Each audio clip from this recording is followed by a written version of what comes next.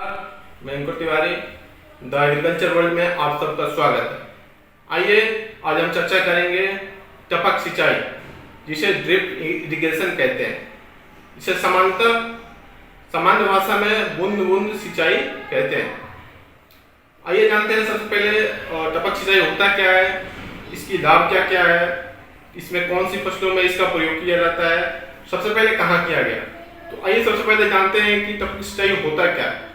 टपक सिंचाई पद्धति वह विधि है जिसमें जल को मंद गति से पीवीसी पाइपों के द्वारा धीरे धीरे पौधे की जड़ों तक पहुंचाया जाता है। टपक सिंचाई कहलाता है। इसमें जल को पीवीसी पाइपों के द्वारा धीरे धीरे मंद गति से बूंद बूंद के सिंचाई के रूप में पौधे के जड़ों के आसपास जड़ क्षेत्र में सिंचाई किया जाता है, जिसे टपक सिंचाई कहते हैं। अब जान लेते हैं टपक सिंचाई सबसे पहले कहाँ हुआ और अभी कहाँ हुआ। टपक सिंचाई सर्वप्रथम इजराइल में हुआ। वहीं पे सबसे पहली सिंचाई प्रक्रिया का सर्वप्रथम प्रयोग किया गया। अब हमारे अन्य देशों में इसका प्रयोग हो रहा है। आजकल अनेक देशों में इस विधि से सिंचाई का प्रयोग किया जाता है। पौधों को आवश्यकता से जल की प्राप्ति हो जाती है। इस विधि से सिंचाई हम लवणीय और क्षारीय भूमि में आसानी से कर सकते हैं और फसल को आवश्यकता अनुसार जल को उपलब्ध करा सकते हैं, जिससे भूमि की उर्वरा शक्ति एवं फसल उत्पादन अधिक पा सकते हैं। यह सिंचाई मुख्यतः उन क्षेत्रों में, फल बागवानियों में या जहाँ जल की अभाव होता है, कमी होती है, उन क्षेत्रों में उनका प्रयोग किया जाता है।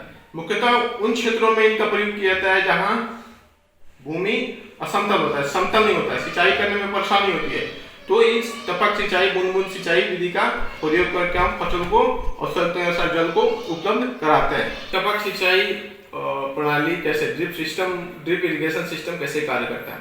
टपक सिंचाई प्रणाली एक आदर्श टपक सिंचाई प्रणाली पंप इकाई नियंत्रण प्रधान एवं प्रधान नली पार्श्विक एवं नियंत्रण से बनी होती है।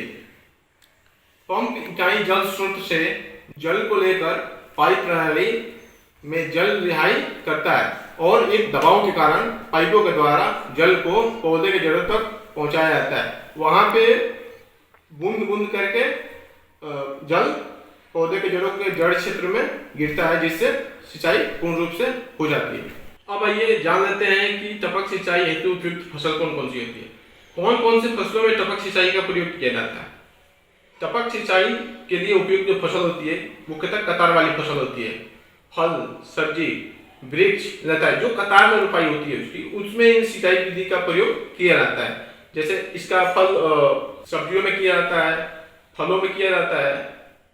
सेब, अंगूर, संतरा, नींबू, केला, अमरूद आदि फलों में इसका टपक सिंचाई विधि का प्रयोग करके पौधों को आवश्यकता अनुसार जल को प्राप्ति कराया जाता है, जिससे उनकी आवश्यकता अनुसार जल को पूर्ण हो जाती है, जिससे वो अपना वृद्धि और विकास करते हैं और फलों का उत्पादन और सब्जी का उत्पादन अधिक और ज्यादा करते हैं।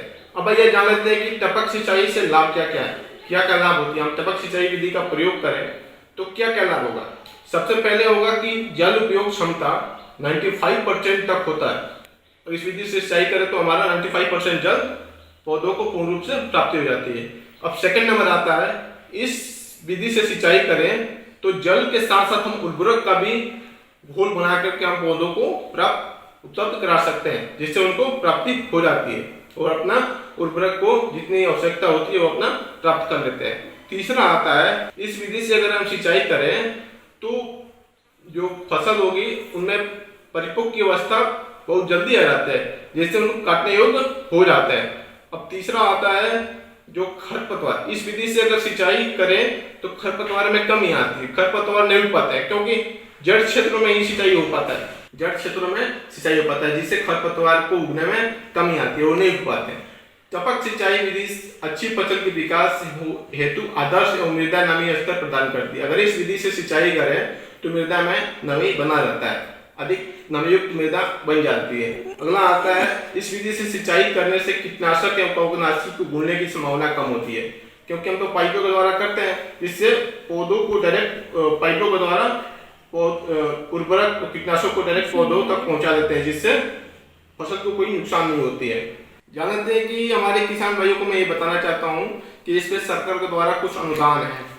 टपक सिंचाई के लिए प्रधानमंत्री कृषि सहायक योजना के तहत लघु और सीमांत किसान को 90% तक अनुदान सरकार दे रही है, जिसमें 50% केंद्र सरकार, 40% राज्य सरकार द्वारा शामिल है। 10% धनराशि किसानों को लगानी होगी।